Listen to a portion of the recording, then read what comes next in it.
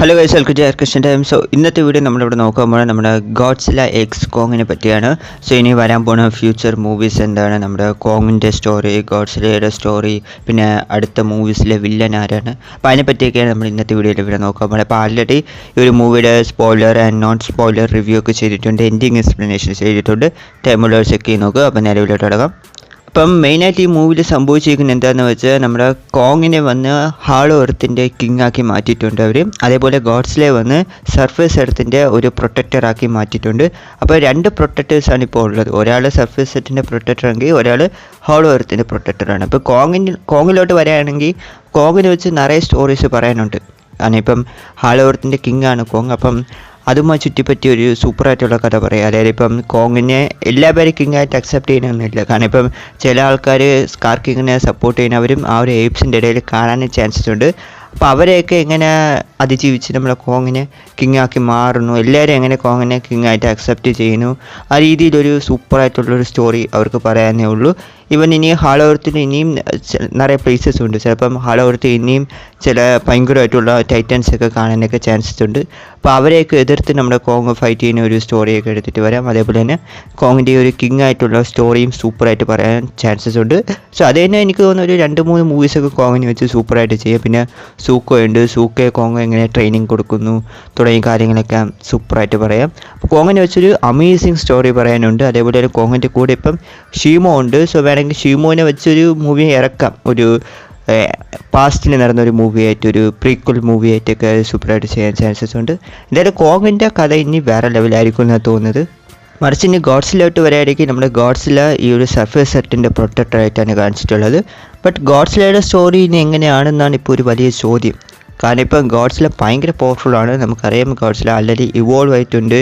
Even movie തന്നെ ഗോഡ്സിലയെ എതിർത്ത് നിൽക്കാൻ ഒരു ടൈറ്റനെ കൊണ്ടും പറ്റൂല എന്നുള്ള രീതിയിലാണ് കാണിച്ചിട്ടുള്ളത്. വളരെ സിമ്പിളായിട്ട് തന്നെ ഗോഡ്സില മിക്ക ടൈറ്റൻസിനെ കൊന്നിട്ട് പോയിക്കൊണ്ടിരിക്കുന്നതായിട്ട് കാണിച്ചത്. ഈവൻ ഷീവോയെ കൊണ്ടുപോലും ഗോഡ്സിലയെ കൂടെ ഗോഡ്സിലയെ ഡിഫീറ്റ് ചെയ്യാൻ പറ്റൂല എന്നുള്ള രീതിയിലൊക്കെയാണ് കാണിച്ചത്. അപ്പോൾ അത്രയ്ക്കും പവർഫുള്ളായിട്ടുള്ളൊരു ടൈറ്റനായിട്ടാണ് ഗോഡ്സില നിൽക്കുന്നത്. അപ്പം ഗോഡ്സിലയുടെ ഇനി ഒരു സോളോ മൂവി വരികയാണെങ്കിൽ ഗോഡ്സിലെ എതിർത്ത് നിൽക്കാൻ കപ്പാസിറ്റി ഉള്ള ഒരു വില്ലൻ വന്നാലേ ആ മൂവി കാണാൻ രസമുണ്ടാവും. അപ്പോൾ അങ്ങനെ ഒരു വില്ലൻ ഇനി ആരെന്നാണ് ഒരു വലിയ ചോദ്യം. ചില ആൾക്കാർ സ്പേസ് ഗോഡ്സിലെ ഡിസ്ട്രോയൊക്കെ വരണമെന്നൊക്കെ പറയുന്നുണ്ട്.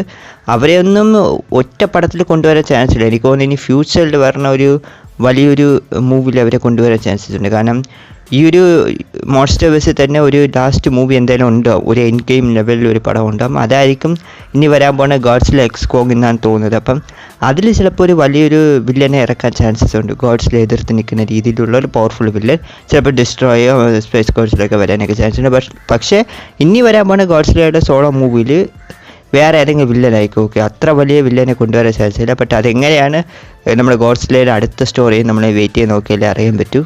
ഇപ്പം ഞാൻ വില്ലൻ്റെ കാര്യം പറഞ്ഞപ്പം നിറയെ ആൾക്കാർ പറയുകയാണ് സ്പേസ് ഗോഡ്സിലെ ഡിസ്ട്രോയ് ചെയ്യുന്നൊക്കെ.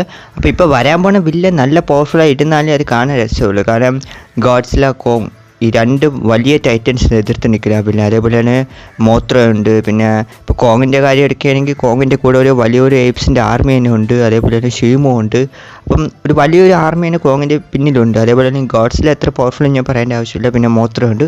അപ്പോൾ ഇവരെല്ലാവരും എതിർത്ത് നിൽക്കുന്ന ഒരു ടൈറ്റൻ ആയിരിക്കണം. ഓക്കെ, ആ ടൈറ്റൻ വന്ന് ഹാളോ എർത്തിനെയും സർഫേസ് എർത്തിനെയും രണ്ടിടത്തും ആ ടൈറ്റൻ്റെ ആ ഒരു ഇമ്പാക്റ്റ് ബാധിക്കണം. എന്നാൽ മാത്രമേ കോങ്ങിനും ഗോഡ്സിലേക്ക് ടീമപ്പ് ആകാൻ പറ്റൂ. കാരണം ഇപ്പോൾ ഗോഡ്സിലെ സർഫേസ് എർത്തിലാണ്, കോങ് ഹാളോ എർത്തിലാണ്. അപ്പോൾ അവർ തമ്മിൽ ഇനി കണ്ടുമുട്ടണമെങ്കിൽ ഒരു ടീമപ്പ് ആവണമെങ്കിൽ അത്രയ്ക്ക് പവർഫുൾ വില്ലനായിരിക്കണം. ഓക്കെ, അപ്പോൾ അത് ആരെന്ന് ഇപ്പോൾ ഒരു വലിയ ചോദ്യത്തിലാണ് നിൽക്കുന്നത്. ചിലപ്പം സ്പേസ് ഗോഡ്സിലാവാം, അല്ലെങ്കിൽ ഡിസ്ട്രോയ് ആവാം. സോ നിങ്ങൾക്ക് ആരെന്നാണ് തോന്നുന്നത് അടുത്ത വലിയ വില്ലനെന്ന് കമൻറ്റിൽ ഒന്ന് പറഞ്ഞേക്കാം. അപ്പോൾ ഇനി വരാൻ സാധ്യതയുള്ള മൂവീസുകൾ ഏതൊക്കെയെന്ന് നിങ്ങൾ ചോദിക്കുകയാണെങ്കിൽ നമ്മുടെ കോങ്ങിൻ്റെ ഒരു സോളോ മൂവി എന്തായാലും വരും. അതേപോലെ തന്നെ നമ്മുടെ ഗോഡ്സിലയുടെ ഒരു സോളോ മൂവി വരും എന്നുള്ള കാര്യം കൺഫേമാണ്. അതായത് ഡയറക്ടറിനെ പറഞ്ഞാണ് ഇപ്പം വന്ന ഈ ഗോഡ്സില എക്സ് കോങ്ങിൻ്റെ സക്സസ് എങ്ങനെയാണ് നോക്കിയിട്ട് ഗോഡ്സിലയുടെ ഒരു സോളോ മൂവി കൊടുക്കുന്നതാണ് പറയുന്നത്. അതിൽ ഗോഡ്സിലേക്ക് നല്ലൊരു ഇമ്പോർട്ടൻസ് കൊടുക്കുന്നൊക്കെയാണ് പറയണത്. അപ്പം ഉറപ്പായിട്ട് വരുമെന്ന് നമുക്ക് പ്രതീക്ഷിക്കാം. അതേപോലെ തന്നെ മോത്രയുടെ പടവും വരാൻ ചാൻസസ് ഉണ്ട്. പിന്നെ monarch legacy of monsters and season 2 എന്തായാലും വരും. അതിൽ ആ ഹാളോ എർത്തിനെ പറ്റി കുറച്ചും കൂടെ ഡീറ്റെയിൽ ആയിട്ട് കാണിക്കാനൊക്കെ ചാൻസസ് ഉണ്ട്. കാരണം ഇപ്പോൾ ലീഷ വന്ന് ആ ഹാളോ എർത്തിലെ പെട്ട് കിടക്കുകയാണ്. അപ്പം അദ്ദേഹത്തിൻ്റെ സ്റ്റോറി എങ്ങനെയാണ്, അദ്ദേഹം എങ്ങനെ സർവൈവ് ആവും, ആ രീതിയിലൊക്കെ കഥകളൊക്കെ കൊണ്ടുവരാം.